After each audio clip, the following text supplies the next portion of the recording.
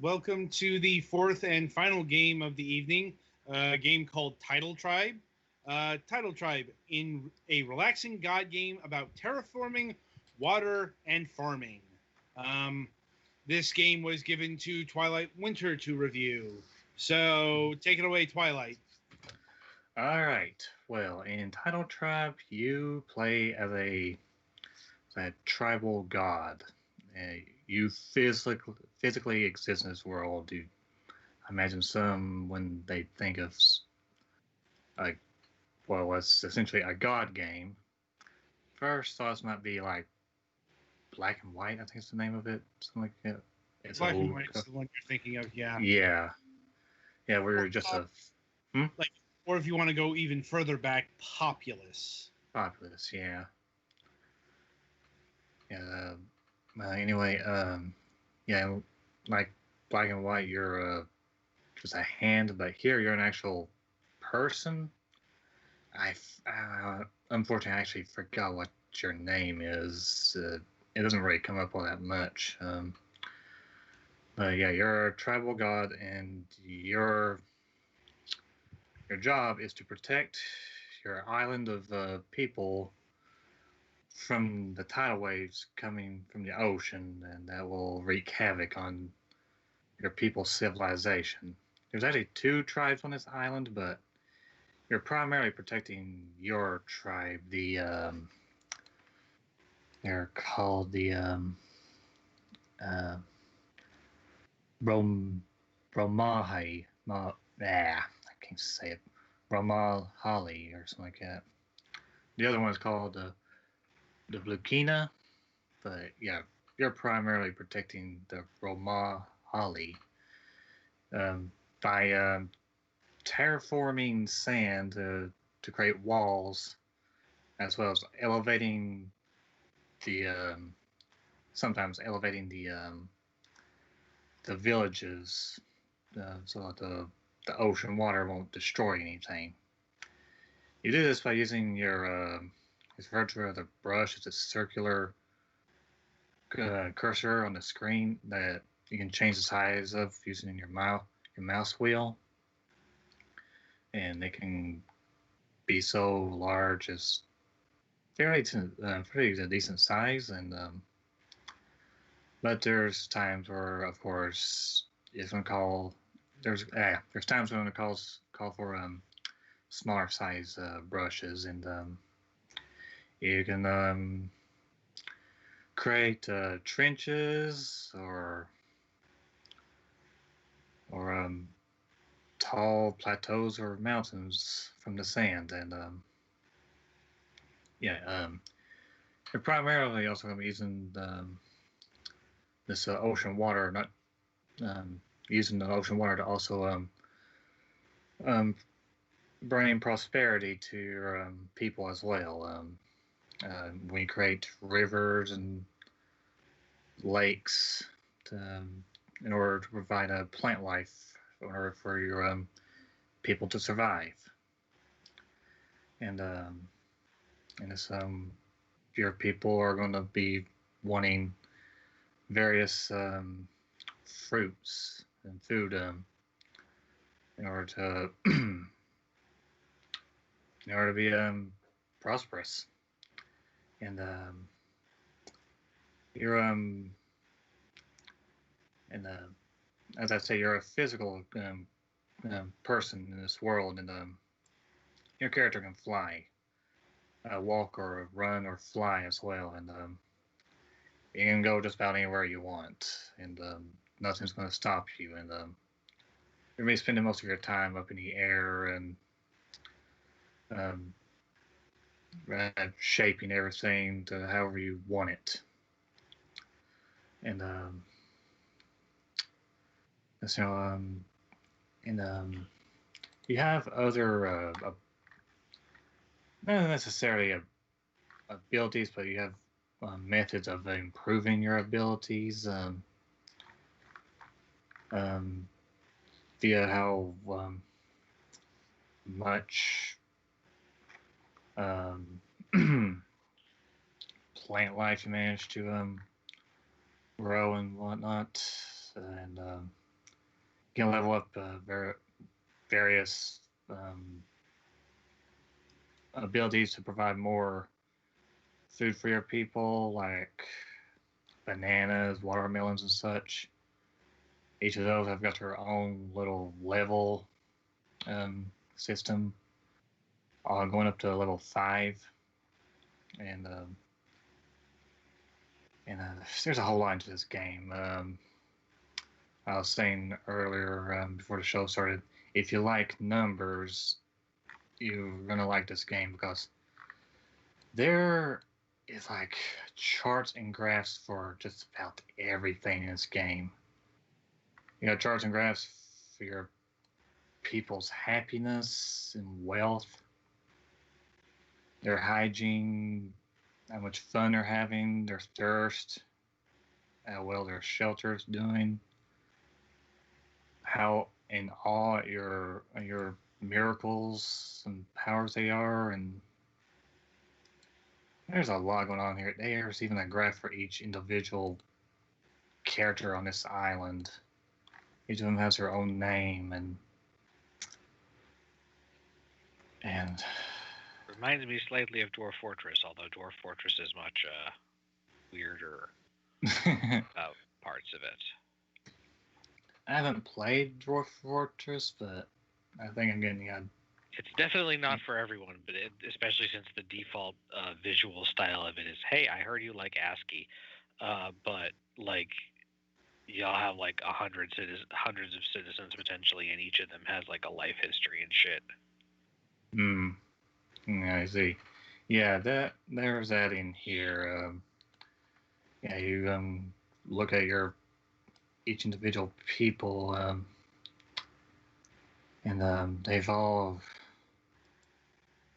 there's a stats for their personal health and how happy or sad they are. Even stats for how many children they have, and it goes on and on. It's quite in depth, honestly, but I will. Well, before I get into my opinion, my personal opinion here, your gameplay isn't just relegated to just simply protecting your island. There's a little quest you can do for treasure hunting, various items like at the beginning of the game because I find this random how in the world did I forget what they're called? Flamingo. It's there for some reason, even though it was a fairly primitive civilization here. But yeah, the game doesn't take itself too seriously. I've noticed in its writing, there's a story mode. It's kind of sarcastic and pokes fun at itself, which is kind of amusing. But yeah, yeah, I was gonna say here. I honestly didn't get too far into this game. It's not exactly for me. I guess is why it is. It's a pretty chill game, and I kind of like that, but I found it kind of difficult to stay engaged most of the time. I'd be doing terraforming and everything, and making sure all the everything's secure. There's dams and walls blocking the ocean water, and that's all the water that does come into the village flows to where I want it to flow to. But it's pretty easy to. I find it pretty easy to lose focus after a while, and yeah, about after like maybe 20, 30 minutes. But if you're the kind of person who essentially likes playing God, like and likes watching over people, I almost forgot to mention that it rarely happens, but your but your people can get into battles with the other tribes, and though sometimes they'll also associate with the other tribe. I said tribes. There's actually just one other tribe. Um, yeah, they'll associate with him and be friendly with him, but when they, of course, wars are usually fought over resources, and that can happen as you expand your people's civilization. There's going to come a time they might end up encroaching on the other tribes' um, civilization. But um, playing God isn't the only thing that you can do in this game. There's also challenge mode. Well, you are still playing God, but besides the story mode and the free mode, sandbox mode, basically, there's challenge modes. There's a challenge mode where you got 4 different games that you can play. The first one being it's called Tempest. It's basically a game where that challenges your ability to protect your village from the protect your people from the ocean waters, tidal waves and tsunamis. Though I don't think I've seen any tidal waves that can really be considered tsunamis though. But yeah, and it in this mode you've got a certain amount of time and trying to keep as many of your people and their buildings alive as possible. There's a game here called Funky Monkey. It's basically seeing how well you can do with just having your large brush available as your means of terraforming and trying not to destroy any of your people's homes and buildings, and as well as also protecting them still. And that was those two that were for a score attack category. There's also a time attack category. First game's called Choco Yard, where you try to grow as many coconut trees as possible while not destroying any of your villagers' buildings and homes. And last but not least is Level Down. Lower the people's homes while trying to protect them from floodwaters as much as possible. I assume that one screenshot in this that looks like a waterfall game is one of those. Yeah, it is. Yes, that's the which one was it? I played some of these and I did like them. I did honestly like them a little bit better than the primary game. I think that was Level Down. I believe that's what it was. Yeah. But yeah. Like I said, this game wasn't necessarily for me, or at least the way it was made wasn't for me. At least, I did like what I was doing. It's just that not enough there to keep me engaged most of the time. You're basically most of the time free to do as you wish while trying to accomplish certain objectives during the story mode. But you'll be spending most of your time on just doing trial and error with your terraforming until you get something right. And yeah, after a while, you're gonna, at least for me, I would lose focus. And yeah, some other people will like this game better than I. Yeah, it seems overall be gotten a pretty positive reception. So I guess it's just a me thing. But enough about that. In terms of the games, graphics and visuals, and the art, I will say, I do like the representations of the people, being kind of like little stick figures. Um, it was fairly unique, and it's a fairly unique design. Your character is also a stick figure as well, and but it does give a sort of sense of how small the people are compared to you, even though you're a god living amongst them. So I did like that, and it was actually kind of cute at times, seeing them running around doing their things and doing their own thing while you shape their world. Um, and the everything else, the world was going for a somewhat realistic look. Um, it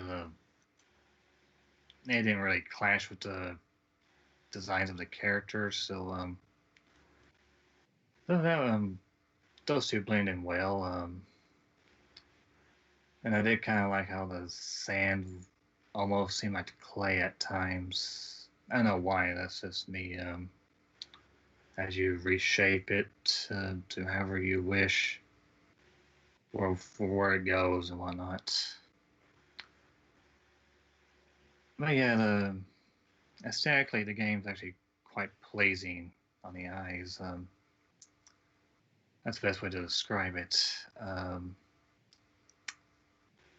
As for the music, the sound of music, the music is pretty relaxing. There's nothing really high energy there at all.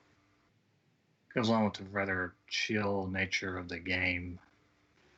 Since there's besides protecting your village, there's no real sense of urgency there. So most of the time you'll be hearing these really calm, tranquil tracks. They vary. So if you're fine with the game not with this game not having anything blood pumping, I guess would be the best way to describe it. I mean, it says that it's a relaxing game, so yeah, I would expect. Yeah, I would say if you're fine with that, then that'll be good for you. In terms of sound, I can only really recall the sound of the crashing waves of the water. And the people do have their this sort of mumbling speech as well. Both are fine. I don't really have anything positive or negative to say about that. So, yeah, if there are any other sound effects, I don't recall. So, yeah, so in terms of pricing, let's see here now. The game is $14.99, $15. I would say that's a good price for the game. Like I said, it was the issues I had with the game was just a me thing. That's not for me. I got no issues with chill, relaxing games. I just was unfortunately unable to focus. But if you want a chill, relaxing God game, this will do it for you. Now that the soundtrack is free, which is nice. And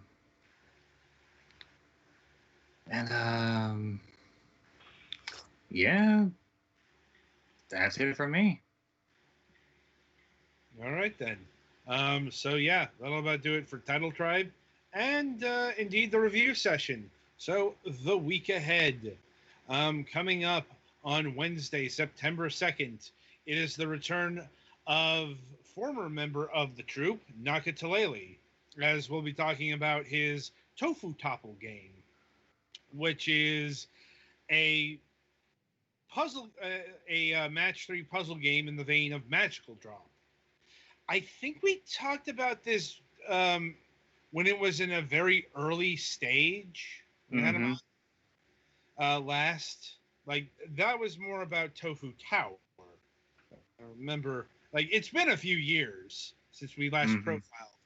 And it is nearing release. Like, Naka had hoped to have the game out by this time. And clearly that did not happen. Not sure when this game is going to get released as of this moment. I'm not sure if Naka knows right now. Anyway, coming up on Friday, September 4th, we'll be having Fabio Ferrara of Chubby Pixel. Chubby Pixel is a developer of a lot of games. They've got a fairly sizable roster here. We are probably going to be focusing in on Suicide Guy, the VR game, which is kind of the title kind of gives you what it is. Now, but other games that they have developed, they're probably most well known for the Woodle Tree Worlds games, or the Woodle Tree. It's like a series of weird name. Yeah, it's a hard to pronounce. Woodle Tree. It's a series of platformers. I've played a few of them. They got some other stuff here. That's happening on Friday. Yes, so we got a lot of Friday stuff slated for this month. We'll see how much that pans out. But until Wednesday, I shall wish you good gaming.